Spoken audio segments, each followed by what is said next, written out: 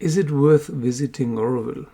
Hello, this is Shores of Infinity, Chris speaking with a video about is it still worth visiting Auroville? Well, yes and no. First we have to define what Auroville is and what visiting Auroville would be, because listening to people who have visited Auroville recently and also watching videos about bloggers and vloggers who produced and published videos about visiting Auroville for 1 or 2 days, it really makes me wonder. It's really hard to get an impression what Auroville is from the outside if you're only visiting for a short time. Don't do this, it's a waste of time. I get quite regularly requests via this channel on email and so on. I want to visit Auroville, can you give me any advice? So this is it. Don't stay there for only 1 or 2 or 3 days. The minimum is 1 month. Better 3 months or 6 months. 3 months is good. Recently someone said I'm going to visit Auroville for 3 months, and I said great plan. Also sometimes people, they say they visit Auroville, but actually they're staying in the surrounding villages or in Pondicherry or Chennai or whatnot. Don't do it. If you want to experience Auroville, stay in Auroville, in a guest house that has to do something with Auroville, where you meet Aurovillians and other guests. Now, of course, it will be bloody expensive. India used to be really cheap 15, 20 years ago. This time is over. It seems when I was staying there a long time ago, before I became an Auroville, when I was also a long-term guest, accommodations were like 100, 200 rupees per night. Now this couple linked below, funny video, they stayed in very basic guest houses and they cost 1,600 rupees per night. That's crazy. That's just ludicrous.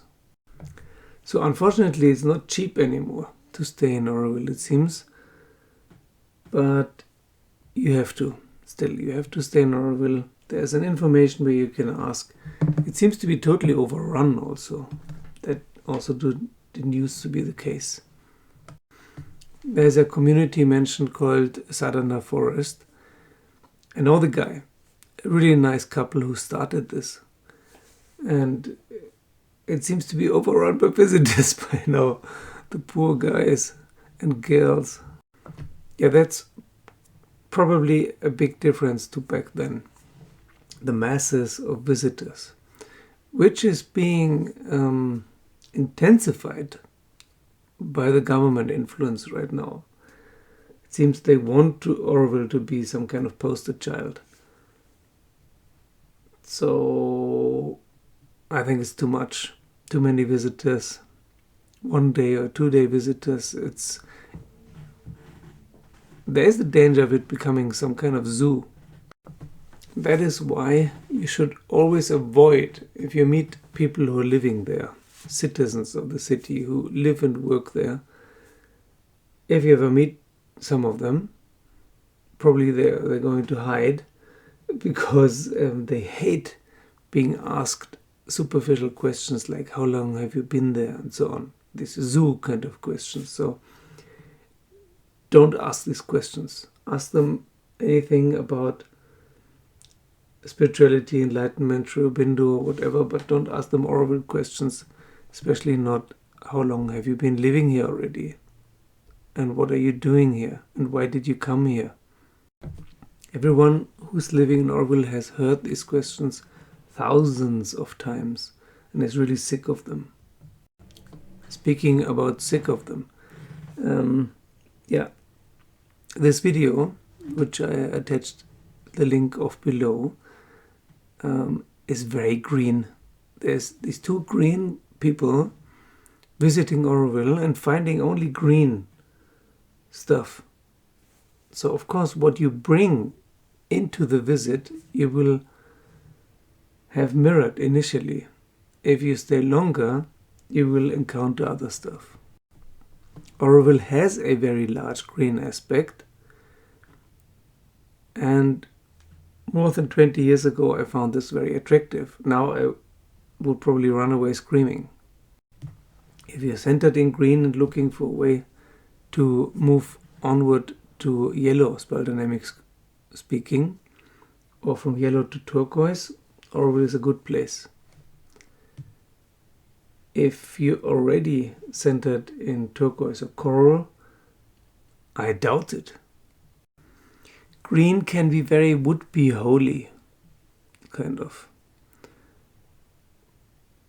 It's quite fake in many ways, or very fanatic, like in this case, like a vegan community. I'm not a big fan of veganism, I think it's silly. It's a typical example of green fanaticism. But that is one of the things people expect and meet there in Auroville.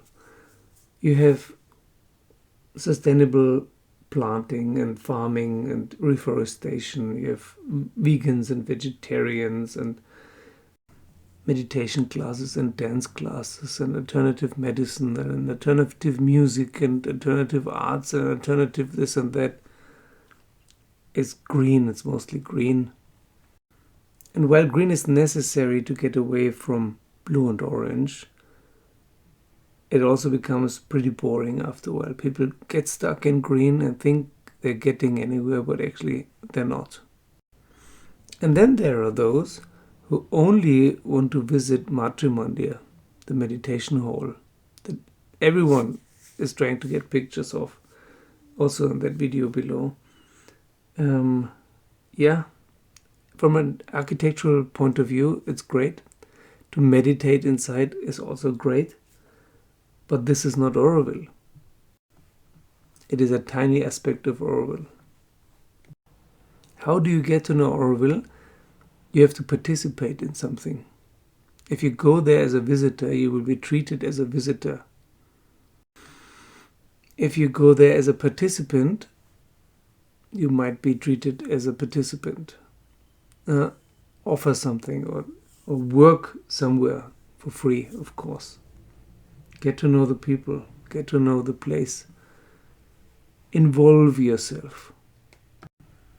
Auroville is as multifaceted as the 4,000 or 5,000 people who are living there.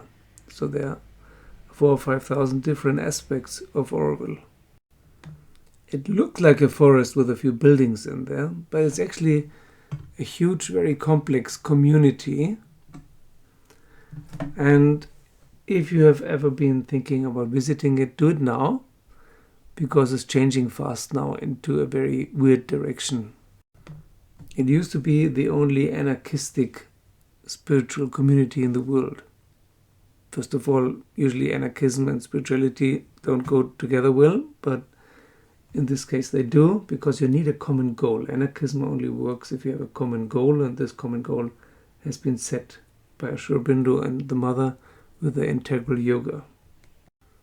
It's an experiment in human unity and living together without rules and without hierarchy and without greed, not based on money but based on spirituality, and finding your inner balance and peace and progressing,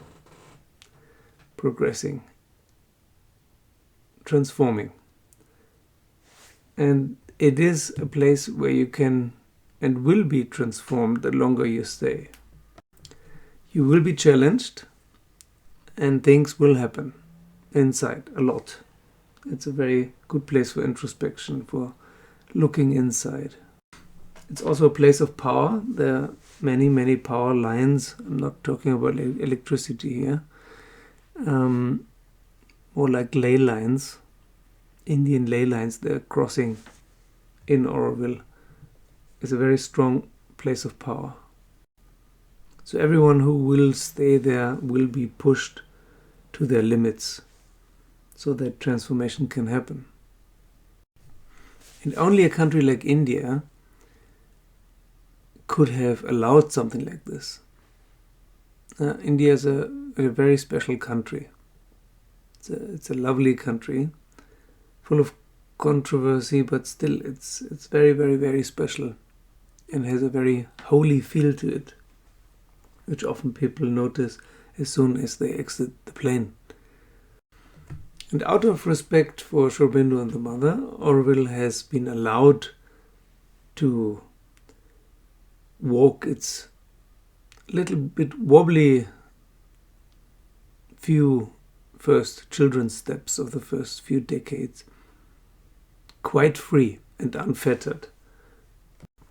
The Indian government was a bit like anti-authoritarian parents. Let's let them try out what freedom is about. Not too many rules. This has been starting to change now, so who knows where the journey goes. Auroville has started its adolescent phase, its teenager phase, and the parents are getting stricter. And I hope that more people will transition from green to yellow. I'm not sure if I could stand living in a green place. Spell dynamics green. Also, I don't know if I could live in a place that's overrun by tourists. Tourists who only want to visit for a few days, or one day, or a few hours. That was almost unheard of back then when I was living there. Of course, you were spending weeks or months there. Anyway, in India, you always need time. I don't understand these people who plan some grand India trip with 10 destinations within 10 days or something like this. You only get the full India experience if you have time. Bring a lot of time with you. And if you want to visit Auroville, stay in Auroville. Try to get to know as many Aurovillians as possible without asking them superficial Auroville questions. Involve yourself in work. You have to volunteer for work somewhere. Only if you give, you will receive something back. Otherwise, you will stay in Auroville or visit Auroville and will not see anything of Auroville. You will see a few trees and a few buildings and a few sites, but you will have missed Auroville completely. You will have not seen anything of it and experienced anything of it. There used to be a community in Scotland once called Findhorn. I'm not sure if it still exists, but definitely doesn't exist in the way anymore it was founded. It has become, like so many communities, some kind of workshop place. So this is one of the dangers right now, that Auroville becomes a workshop place, that Auroville becomes a site for sightseeing, a popular tourism spot. And maybe even that Auroville gets completely taken over by the government and transformed into a zoo. I hope it won't happen, because one of the main attractions of Auroville is, or was, that it was completely self-governing and that it was an experiment in human unity and living together and developing something new. It was a place for pioneers. And it still is. I'm just not sure if it will stay that way. A little bit of tourism is a nice source of income. A lot of tourism usually destroys places. Just look at Bali. Bali used to be the destination. Now the whole south half of the island is a butt ugly traffic jam, 24/7 traffic jam with mountains of garbage. So I hope that both the citizens of Auroville and the government will be very careful to avoid this fate. Personally, I haven't been in Auroville for some time, but everything I hear, both from tourists and from Aurovillians, it's changing fast. So if you want to visit it soon. For me, it was the most important place I've ever been and I've ever lived at. For me, it was like a catapult for spiritual learning and experience. And there was a strong sense of community, which you usually don't get anywhere else. Maybe in a kibbutz somewhere or so. But this is not an ashram. This is not an artificial community. That's a living community of thousands of people living their normal lives, but with a spiritual goal. So this is very special. And I hope it will stay that way. Of course, it has to change and has to mature and has to grow. Its goal is 50,000. So it still has to expand by about 10 times. And this will, of course, change it in some way. But the goal has to stay. And the goal is human unity. There are 2 more videos, by the way, about Auroville, 10 reasons to live in Auroville and 10 reasons not to live in Auroville for people who are thinking about moving and living there. That's it for today. Thank you for liking and subscribing. Thank you for joining me on Patreon. Thank you for all those who have already joined me on Patreon, where there's more additional content. Thank you very much.